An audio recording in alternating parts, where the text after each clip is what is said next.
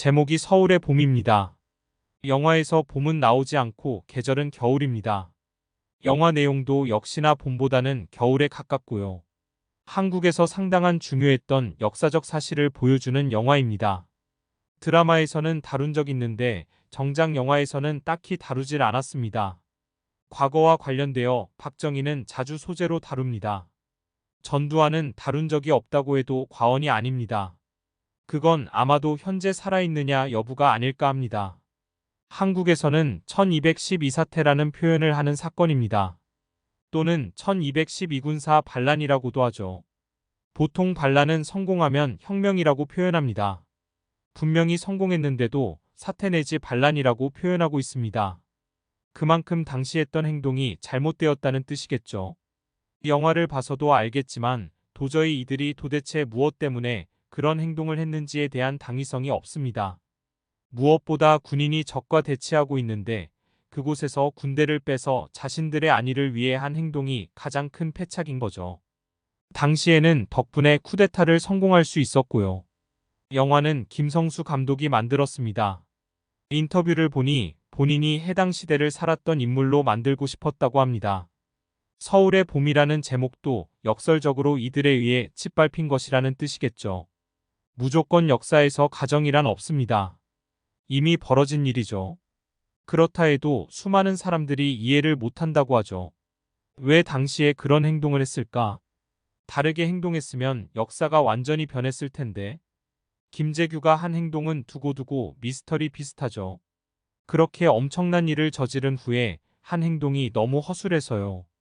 이때부터 씨앗이 태동한 거죠. 분명히 무정부 상태는 아니었지만 누군가 빈틈을 봤을 겁니다. 아주 조금만 더 손을 뻗으면 잡을 수 있다고 판단했고요. 이를 실천할지 말지는 권력 욕심과 관련되어 있기도 하고요. 언제나 겉으로는 국가를 위해 어쩔 수 없다고 말합니다. 국가가 나를 필요로 해서 했다고 거창하고 말합니다. 국가가 부른 것인지 내가 국가를 불렀는지는 모릅니다. 이 영화는 크게 두 명으로 압축되어 다소 간단하게 내용이 이어지면서 설명해 줍니다. 복잡하다면 너무 복잡한 걸 단순하게 한 덕분에 오히려 보기에는 좋았습니다. 실명 대신에 다들 가명으로 캐릭터를 만들었습니다.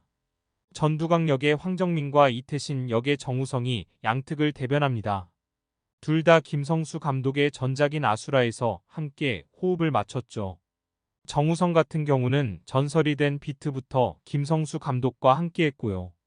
20대부터 어느덧 50대가 되었네요.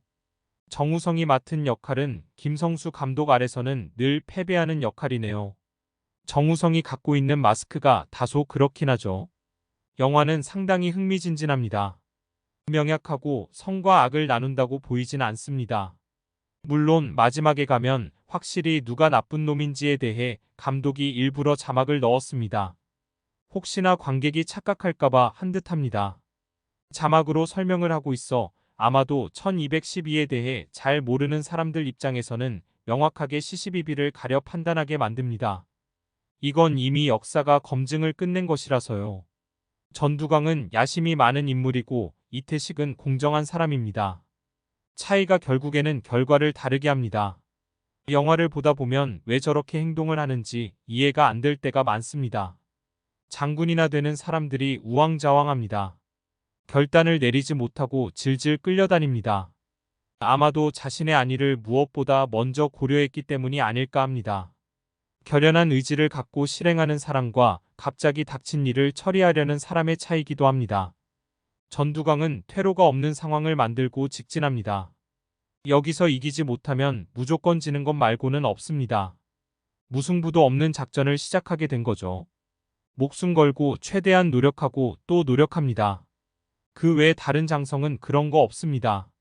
상황을 봐서 유리한 쪽으로 붙는 게 맞다는 판단을 했다고 봅니다. 영화에서 대략 9시간 동안 벌어지는 일을 보여줍니다. 전두광이 세운 계획은 그다지 세밀하지는 못했습니다.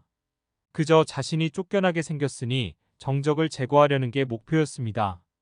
계획과 달리 일이 돌아가자 다른 건 전부 제쳐둡니다. 그 과정에서 국가란 있지 않았다고 봅니다. 국가를 생각했다면 하지 못했을 결정을 하니까요. 전두광이 속한 진영은 서로 의견이 갈릴 때가 있었지만 일사천리로 움직입니다. 반대 진영은 의견도 갈리고 서로가 마음도 맞지 않습니다. 그나마 이태식 정도가 맞서 싸우려고 하지만 그마저도 합심이 아니었죠. 이태식이 수방사 사령관이 아닌 합참이었다면 역사가 완전히 변했을지도 모릅니다. 9시간 동안 완전히 긴박하게 서로 승기를 잡기 위해 노력했으니까요. 누가 먼저 군대를 서울로 입성하느냐가 관건이었죠. 그 과정에서 군대를 서울로 진입하게 하려 한다는 점이 군인인가?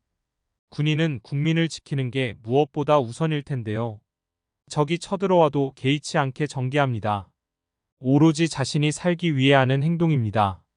그 과정에서 사실 일반 군인들도 많았을 겁니다. 한국은 의무로 입대한 사람들입니다. 자신들 의지와 전혀 상관없이 해당 부대에 속해서 서울로 입성하고 총을 쐈을 겁니다. 그렇지 않은 다른 방법은 없었을 테니까요. 영화에서도 갈 사람은 가라고 하지만 군인에게 선택이 있었을까요? 일반 사병들은 아무런 선택도 없었을 겁니다. 심지어 어떤 공도 받지 못했을 겁니다. 군인들은 그저 소모품으로 쓰이기만 했던 게 아닐까 하네요.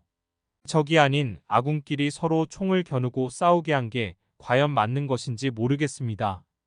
그 과정에서 죽은 병사들은 어떤 대접을 받았을지도요. 영화는 141분이라는 꽤 긴 시간에도 지루하지 않고 볼 수 있었습니다. 아주 흥미롭게 집중하면서 말이죠. 정보가 워낙 넘치기도 하지만 더 자세하게 역사적인 검증 등은 하지 않은 듯도 한 1212사태입니다. 특별 출연까지 출연진이 아주 화려하고 쉬어가는 연기가 없네요.